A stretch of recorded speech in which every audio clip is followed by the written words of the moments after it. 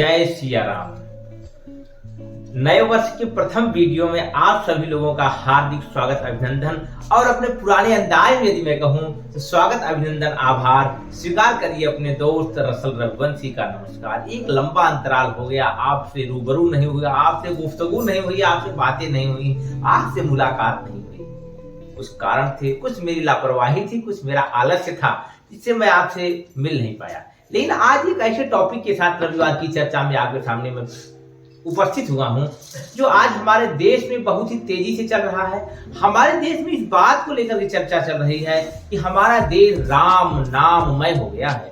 राम नाममय का मतलब यह है कि हम चारों तरफ राम राम की जयकारा लगा रहे हैं। आप देखिए, सोशल मीडिया से लेकर के हमारा मेन स्ट्रीम मीडिया से लेकर के टीवी चैनल से लेकर के हर जगह पर राम की चर्चा, भगवान प्रभु श्री राम की चर्चा चल रही है।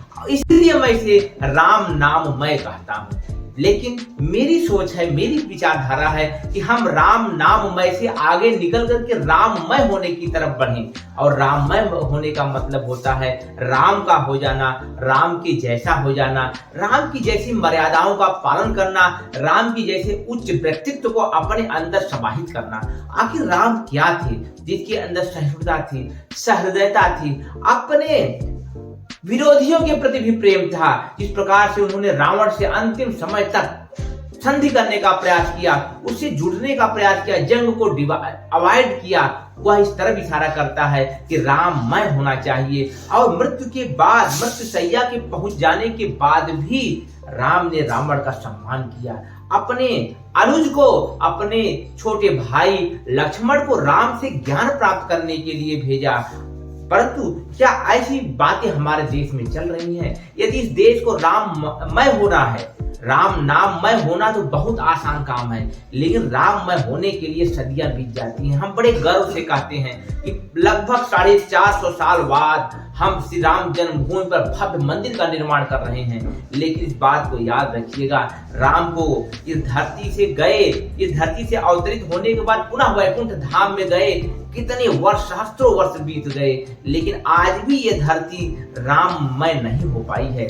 तरह तरह की व्याधियां, हमारे अंदर का क्लेश, हमारे अंदर का क्रोध, हमारे अंदर का अहंकार, हमारे अंदर का दम, हमारे अंदर का अहम हमें राममय होने से रोकता है। हम बाहरी आवरणों से आच्छादित होकर के राम की पूजा स्तुति तो करते हैं, लेकिन राम की आत्मा तक पहुंचने में अभी हमें सहस्त्रों वर्ष लगेंगे। हमें तो यह उम्मीद है कि शायद इस मानवता को, इस पूरी धरती को राममय होने में कितना समय लगेगा उसका कोई मैं ब्यौरा या कोई आंकड़ा दे ही नहीं सकता हूं। क्योंकि राम को अपने अंदर में धारण करने के लिए हनुमान जैसा बलशाली, हनुमान जैसा साहसी, हनुमान जैसा धीर गंभीर और वेदों का ज्ञाता होना पड़ेगा। हमें नीति, अनीति, कुनीति, सुनीति के बीच अंतर करना सीखना होगा। हमें जानना होगा कि हम कौन हैं। सबसे पहले हमारी शुरुआत गौतम बुद्ध के शब्दों में कहे तो अप दीपो भव से शुरुआत होती है। जब तक हम खुद को नहीं जानेंगे, जब तक हम खुद को नहीं पहचानेंगे, तब तक हम राममय कैसे हो पाएंगे? तब तक हम राम की शरण में कैसे पहुंच पाएंगे? हम शारीरिक रूप से राम के तो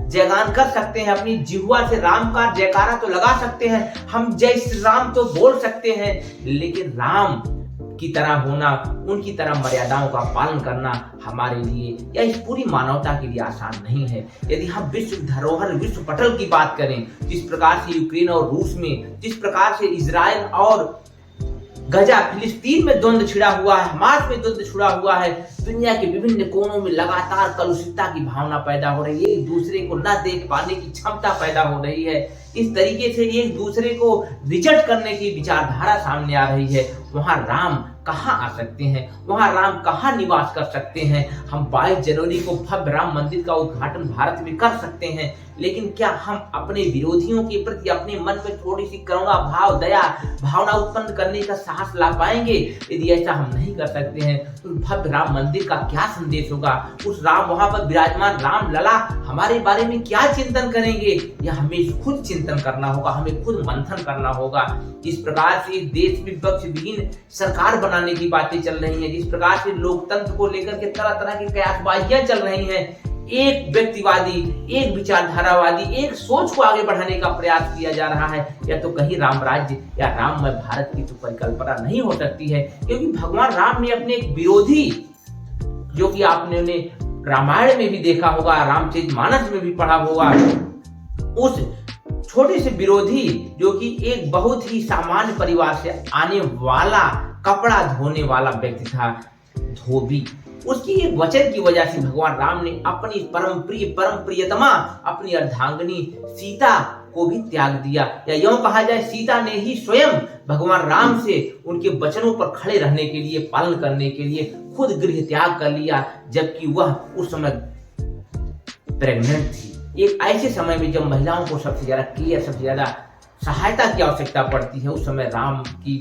अर्धांगिनी, राम की सीता ने अपने राजा को, अपने पिता, अपने देवतुल्य पति को छोड़ करके वह जंगल चली गई। यह हमारे रामायण की मर्यादाएं हैं। और आज हम छोटी छोटी बातों पे, और राम तो कभी सत्ता के प्रतीक थे ही नहीं, राम कभी राजनीति के प्रतीक थे ही नहीं। और जब भी उन्हें राजनीति में घसीटने का प्रयास किया गया, और जिसने भी घसीटा उसका सर्वनाश हुआ है। आप उदाहरण के रूप में देख सकते हैं रावण ने राम को जबरदस्ती राजनीति में घसीटा, सीता को राजनीति का केंद्र बनाया, सीता पर आधिपत्य जमाने का प्रयास किया, और उसके माध्यम से राम पर भी प्रभुत्व जमाने का प्रयास किया।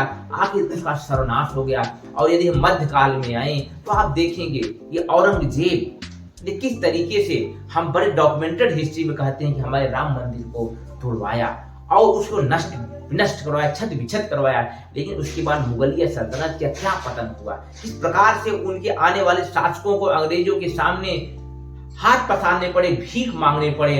और 1857 की क्रांति के बाद जिस प्रकार बहादुर शाह जफर का कितनी दुर्गति हुई, उनके बेटे को सर कलम करके टंगवा दिया गया उसी लाल किले पर जहां पर उनका एक समय परचम लहराता था। तो राम के साथ छेड़छाड़ करना, राम को जबरदस्ती राजनीति में घसीटना, यह किसी हिसाब से उचित और न्यायोचित नहीं है। राम एक नैतिक पुरुष है, राम एक मर्यादा पुरुष है, राम एक जन जन में बसने वाले ऐसे व्यक्ति हैं जो इन्हें हम अपने रोम रोम में समाहित करके अपने जीवन को धन्य बना सकते हैं, और अपने जीवन को क्या, इस धरा को धन्य बना सकते हैं। राम के पास दुनिया की सारी समस्याओं का समाधान है। श्री राम के पास इस धरती को स्वर्ग बनाने का सूत्र है, ना कि सत्ता पाने का कुकृत्य किया गया प्रयास है। राम ने लोगों के मनों पर राज किया, राम ने लोगों की मानसिकता पर राज किया। इसलिए राम जैसा बनने का प्रयास करिए, राममय धरती को बनाइए। राम नाममय बनाने से कुछ बहुत बड़ी चीज आपको हासिल नहीं होगी। मेरा इस वीडियो के माध्यम से आप सभी सुधी दर्शकों को, श्री श्रोताओं को विनम्र निवेदन है कि आप अपने अंदर राम की मर्यादाओं को समाहित कीजिए, राम के विचारों को समाहित कीजिए, और अपने जीवन में होने वाले परिवर्तन को खुद महसूस करिए कि आप कितने सकारात्मक, कितने पॉजिटिव, कितने तनाव मुक्त अपना जीवन जीते हैं, कितना आध्यात्मिक, कितना धार्मिक आपका जीवन होता है। इन्हीं बातों के साथ विदा लेता हूँ, इस उम्मीद के साथ कि शीघ्र ही आपसे फिर मुलाकात होगी। इस बार लंबा अंतराल नहीं होगा। आप सभी लोगों को आगामी नव वर्ष की हार्दिक शुभकामनाएं। नमस्कार।